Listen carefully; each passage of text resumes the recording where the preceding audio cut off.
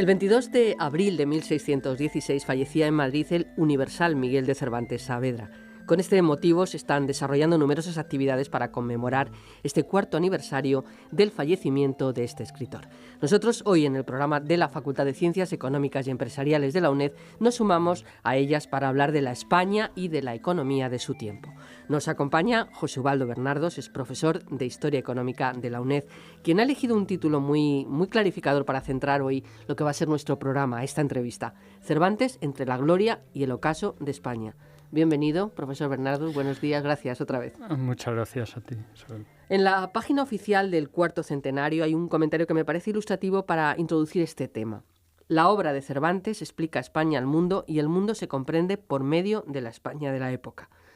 ¿Qué quiere decir este comentario? ¿Usted está de acuerdo?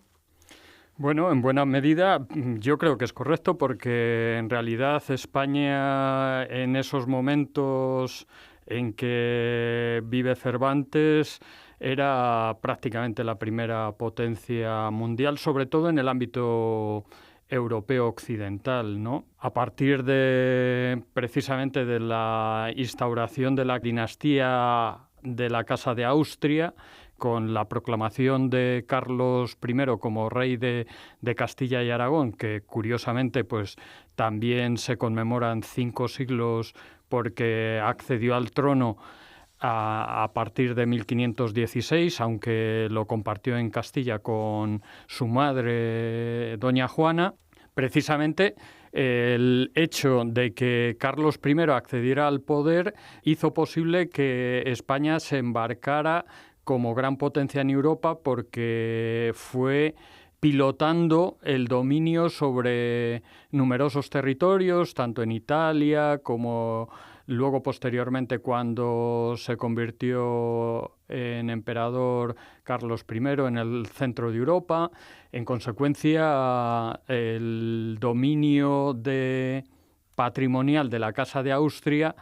era prácticamente una de las zonas más ricas de Europa. Precisamente la corona española, dentro de la dinastía de los Austrias, estaba presente en Europa con un patrimonio que comprendía importantes zonas muy prósperas, como eran en Italia, eran en los Países Bajos, y en consecuencia en estos momentos pues se puede considerar que España era un reflejo de la potencia que tenía en el mundo. Cervantes procedía de una familia más o menos acomodada, profesor Bernardos, aunque tuvieron algunos momentos no muy buenos. ¿Cómo era su situación económica y qué relación tuvo con él como servidor público, con la hacienda pública a lo largo de su vida? Bueno, desde ya joven, Cervantes pues opta por una ocupación que en esos momentos tenían personas que estaban dentro de grupos sociales, pudiéramos decir, en las zonas acomodadas o un poco acomodadas de la sociedad española, ¿no? En esos momentos donde pues hay grupos intermedios en las ciudades que desempeñan oficios administrativos, o debido a precisamente lo que decíamos de la potencia de la monarquía, que necesita hombres de armas, personas versadas en leyes, pues Cervantes opta por dedicarse a servir en el ejército, y desde joven pues comienza una carrera militar. En esos momentos pues lo que hace es ya entrar al servicio público de la corona, y desde los primeros momentos pues interviene en algunas de las principales, pudiéramos decir, políticas de prestigio que tenían en esos momentos la monarquía, como es la política que se desarrollaba en el Mediterráneo, sobre todo enfrentándose a los turcos otomanos. Y uno de los hechos donde tiene mayor trascendencia para su posterior trayectoria es la participación en la batalla de Lepanto en 1571, momento en el cual pues España se coaliga con el papado y con Venecia para formar una alianza que derrota a los turcos en esta famosa batalla naval y en la que participa Cervantes, que ya sabemos casi todos que además es herido y pierde la movilidad de una mano, ¿no?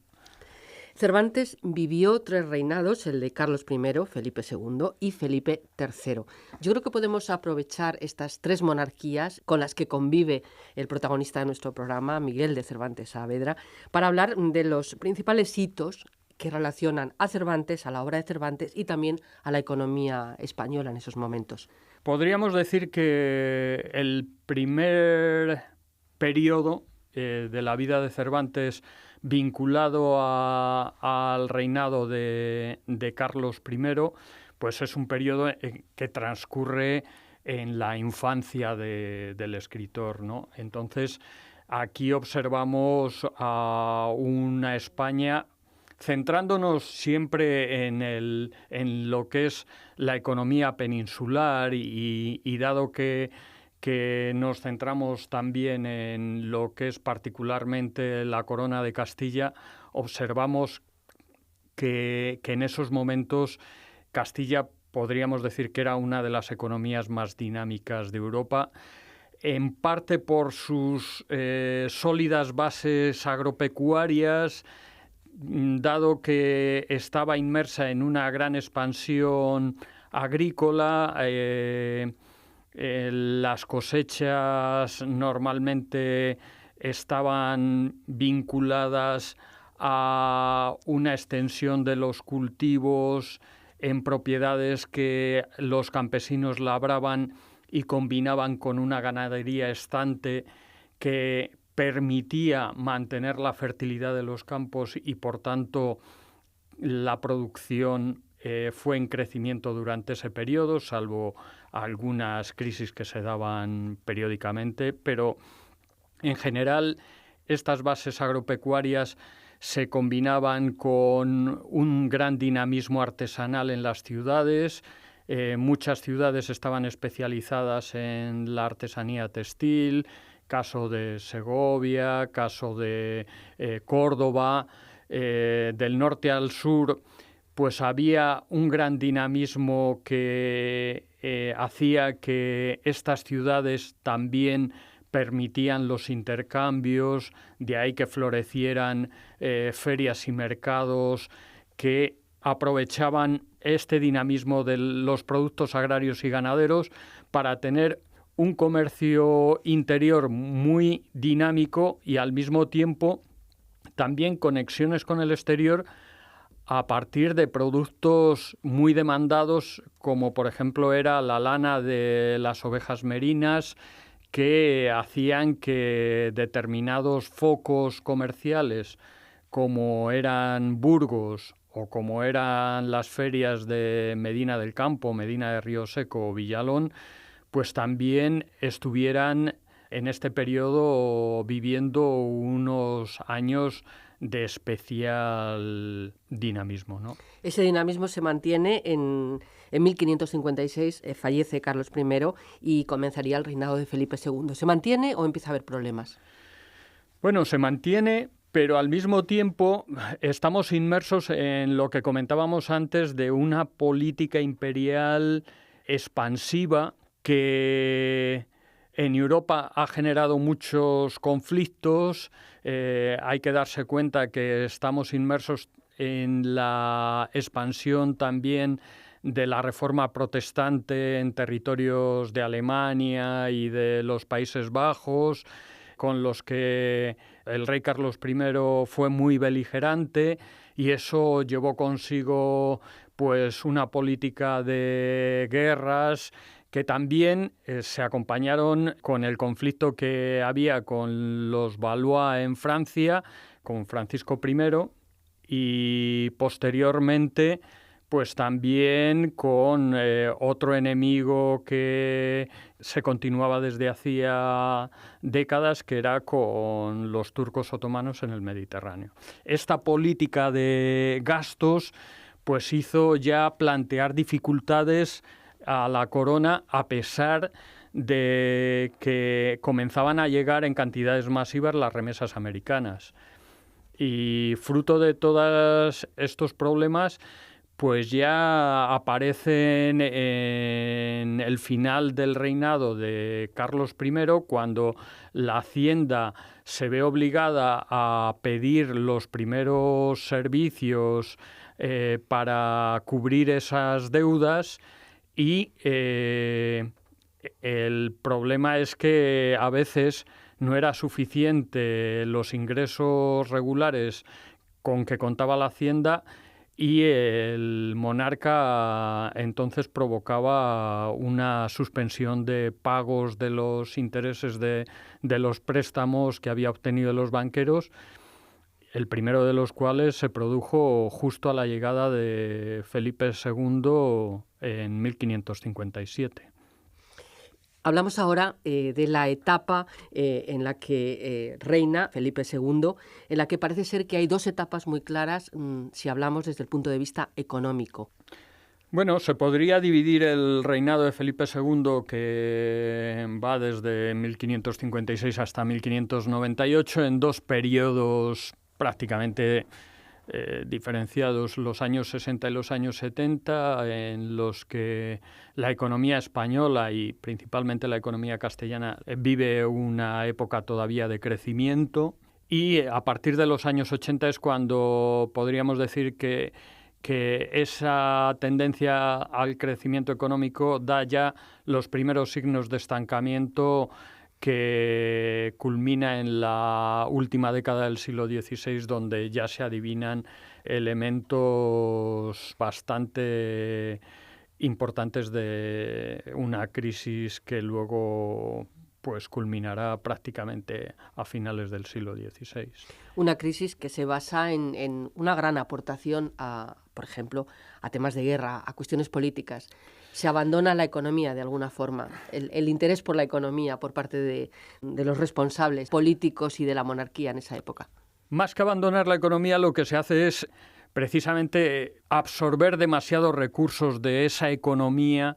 que necesitaba precisamente inversiones, necesitaba mantener la productividad en el campo, y lo que se hace es que, en virtud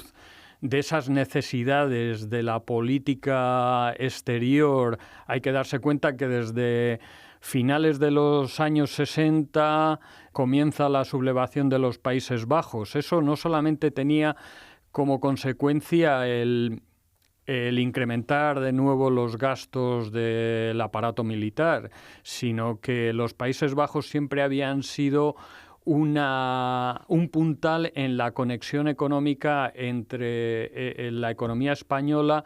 que exportaba productos como la lana, y los Países Bajos, que eran una gran potencia en la manufactura textil y demandaba esa lana, y por tanto fomentaban mucho los intercambios comerciales. Pudiéramos decir, esa conexión económica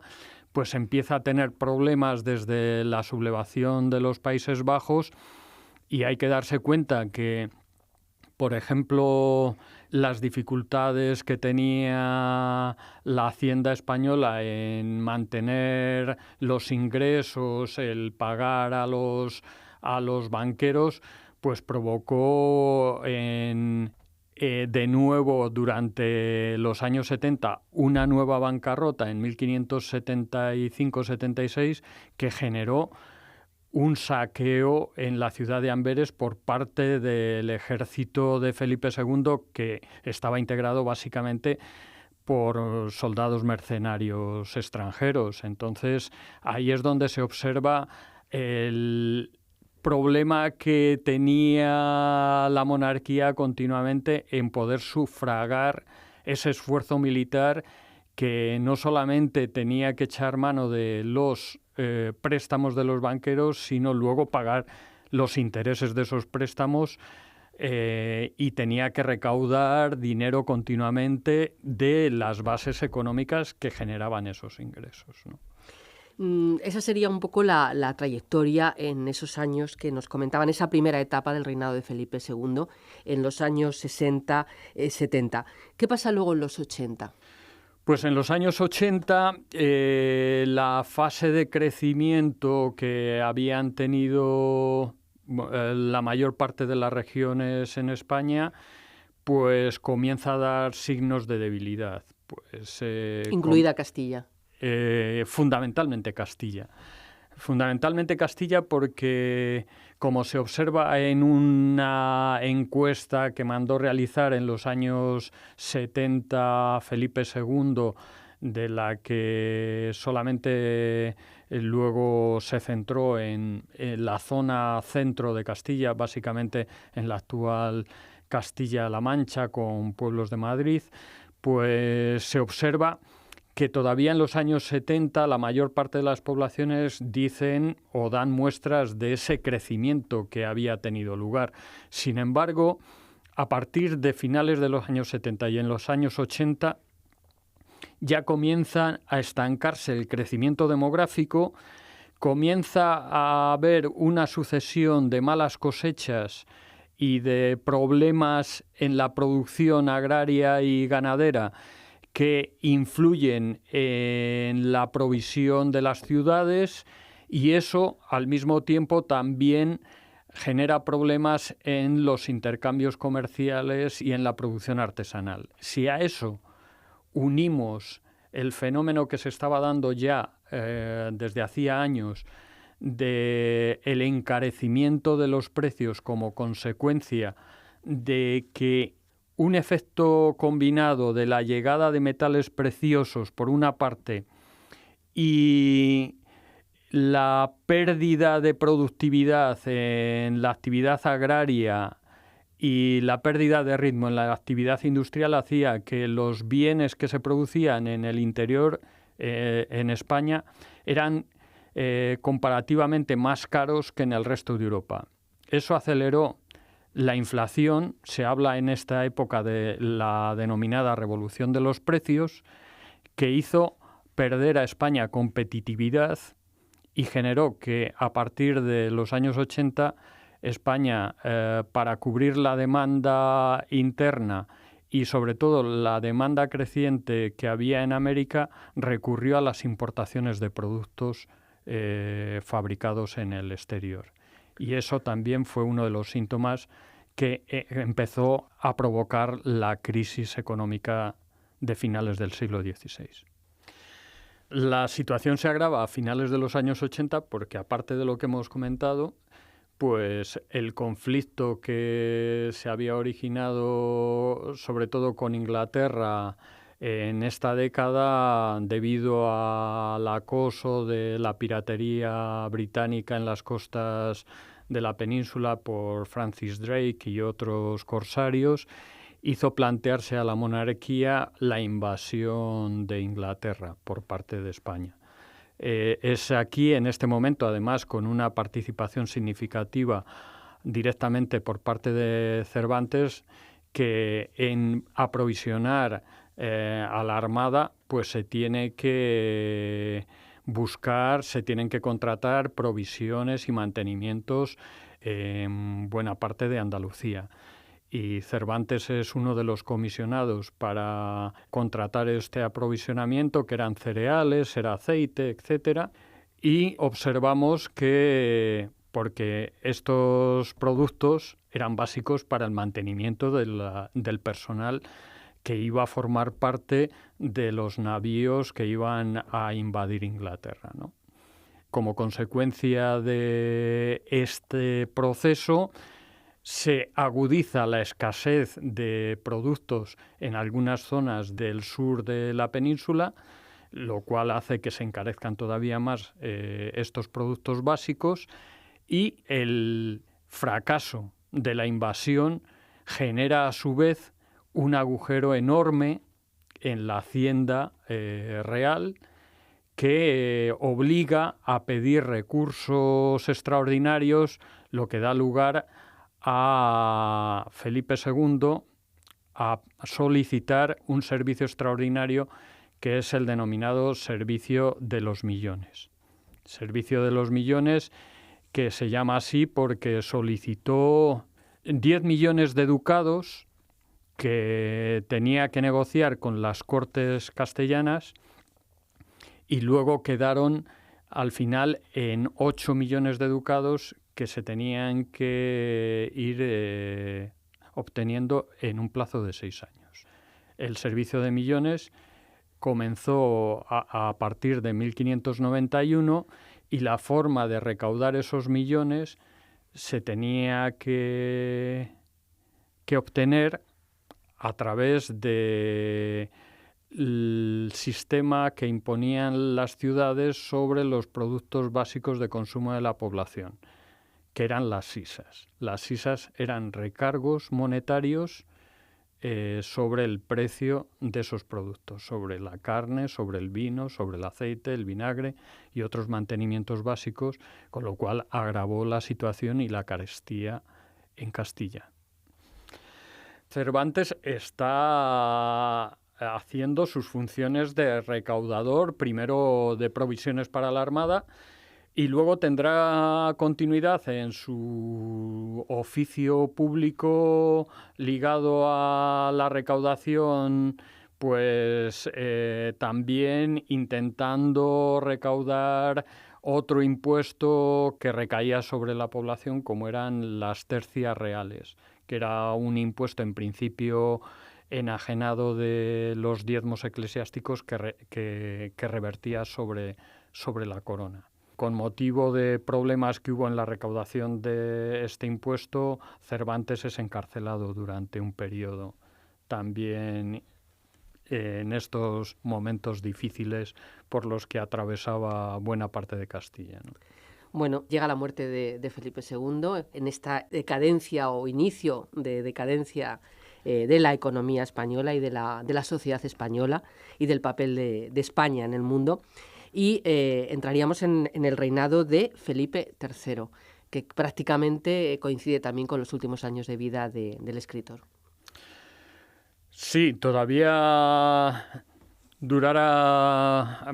década y media, pero la vida de Cervantes ya asociada a Felipe III es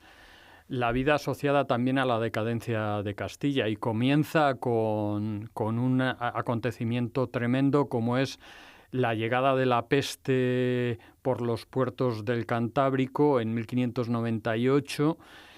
y se extiende por prácticamente toda la península, diezmando a la población y generando problemas de enorme trascendencia. La peste bubónica atacaba a cualquier persona, independientemente de su condición y sus niveles de renta. Fue una peste que introdujo enormes distorsiones en la economía porque al mismo tiempo, pues como habíamos dicho, se combinaban con efectos que habían marcado ya un periodo de decadencia o por lo menos de crisis económica en los años anteriores. La epidemia se combinó con malas cosechas, se combinó con un problema de enfermedades que estaban latentes en los pueblos y en las ciudades. Tuvo lugar también en estos primeros años del reinado de Felipe III otro acontecimiento como fue la salida de la corte desde Madrid a Valladolid, donde estuvo 5 años de 1601 a 1606. Por eso coincidió en que Cervantes estuvo allí también para gestionar la publicación de la primera parte del Quijote, que se publicó en 1605 en Madrid, pero estaba gestionando su publicación, su edición en Valladolid, que era la sede de la corte en esos años, y hasta 1606 no volvió la corte a Madrid. En esos mismos años también es cuando se produce otro factor que también distorsionaría en parte la economía, que fue el comienzo de una importante emisión de moneda de vellón. La moneda de vellón era moneda de cobre que resultaba de acuñar el metal como era el cobre, que era un metal que tenía muy poco valor, y eso generaba ingresos para la hacienda, porque lo que se hacía era, en el sellado en las casas de moneda, lo que se hacía es poner un valor nominal a esa moneda que no tenía nada que ver con el valor intrínseco, con el valor del metal que tenía esa moneda, y por tanto generaba también una gran inflación, aparte de las oportunidades de falsificación que eso conllevaba, porque hubo movimientos para falsificar moneda y generar grandes beneficios a aquellos que las falsificaban y las ponían en circulación. Era a consecuencia de que cada vez había menos moneda de metal precioso en Castilla, porque, como habíamos comentado, los efectos de la inflación, de las importaciones crecientes de mercancías y de los gastos crecientes de la monarquía hacía que el metal precioso saliera de España, a pesar de que era el país que más cantidad de metal precioso recibía procedente de América, pero apenas se quedaba en España y salía enseguida. Y entonces la circulación monetaria, básicamente la circulación de las transacciones comunes, se hacía con unas monedas cuyo valor intrínseco había perdido prácticamente todo ese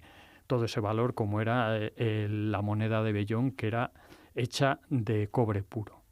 Decíamos, nos explicaba que hay una década y media de vida, de los últimos años de vida de Miguel de Cervantes en el reinado de Felipe III. ¿Cómo es esa vida ya en ese momento? ¿Sigue teniendo algo de protagonismo? Desde luego, desde el punto de vista de la literatura universal lo es, porque publica El Quijote, pero desde el punto de vista social, económico, ¿sigue teniendo un papel como servidor público? Bueno, Cervantes, a partir de ese momento, ya es una persona que se dedicaba a su actividad literaria. Yo creo que es su época más, pudiéramos decir, más vigorosa desde el punto de vista de como autor literario, porque escribe numerosas obras, tanto novelas como obras de teatro. En esos momentos, Cervantes ya ha dejado de tener un papel como servidor público. A comienzos de la década del 90 pidió algún tipo de merced que se le concediera para compensar sus servicios a la monarquía, pero luego, cuando realmente tuvo que pedir ayuda para sus ediciones, pues siempre tuvo que solicitar a mecenas privados, a nobles, que financiaran parte de esas ediciones, ¿no? Por eso en las cabeceras siempre había como una especie de saludo, de glosa del mecenas que le hubiera favorecido, ¿no? Entonces, en esta época ya podríamos decir que Cervantes es un testigo ocular de lo que estaba ocurriendo, a veces un testigo privilegiado, porque nos ofrece páginas muy lúcidas de fenómenos que se estaban ya reflejando en la vida real, como por ejemplo pues el recurso a cualquier tipo de medios para arreglar el país y la situación de la monarquía, como eran los memoriales de los arbitristas, que fue ya pudiéramos decir, una moda que se instauró a partir del siglo XVII, intentando resolver la grave crisis por la que comenzaba a transitar en Castilla, y que luego pues acabaría en un gran hundimiento de toda la economía en los años siguientes, ¿no? Me imagino que ya en esta etapa, y además, como decía, coincidiendo con la época más brillante, más vigorosa, más importante de su aportación a la literatura, el tema de la pobreza, por ejemplo, es fundamental en la obra de Cervantes, el dinero, los pícaros. ¿Eso responde ya a esa última etapa en la que vivió Cervantes o digamos que ha sido paralela durante toda su vida o su tiempo? Es una época que se está comenzando a asentar como un hecho, podríamos decir, estructural. La pobreza, la desigualdad, hemos hablado de la gran epidemia de fines del siglo XVI y comienzos del siglo XVII. Eso hace que una buena parte de la población quede muy afectada y la crisis económica en que estaba inmersa la monarquía pues se mantiene y no hay signos de recuperación, a pesar de que la política exterior en esta época consigue unos años de evitar conflictos bélicos, que era lo que generaban más gastos, porque se firma una tregua con Holanda, se firma también una paz con Inglaterra, otra se había firmado anteriormente con Francia. Es una época de menos conflictos bélicos, pero eso no quiere decir que hubiera síntomas de remontar esa situación e incluso más bien al contrario, porque otro factor que va todavía a contribuir a la decadencia es un elemento como el de la expulsión de los moriscos, que tiene lugar en 1609. Los moriscos, que formaban una minoría pero muy activa económicamente, sobre todo en la agricultura en Levante, donde prácticamente se considera que una tercera parte de la mano de obra agraria era morisca, y en ciudades como por ejemplo Ávila, que tenían oficios muy específicos, donde también contribuían a la diversificación de actividades económicas, pues la expulsión generó todavía unos efectos económicos más recesivos en el conjunto, ¿no? Dejamos a España entonces en este punto. Como conclusión, Cervantes probablemente se muere sin haber visto todavía lo peor que va a ocurrir, que se produce a partir de la tercera década del siglo XVII y coincide con lo que algunos historiadores han llamado el siglo de hierro, o en la historiografía se ha apuntado como la crisis general del siglo XVII, donde no solamente en buena parte de Europa, sino en buena parte del mundo hay convulsiones económicas y políticas de grandísima magnitud,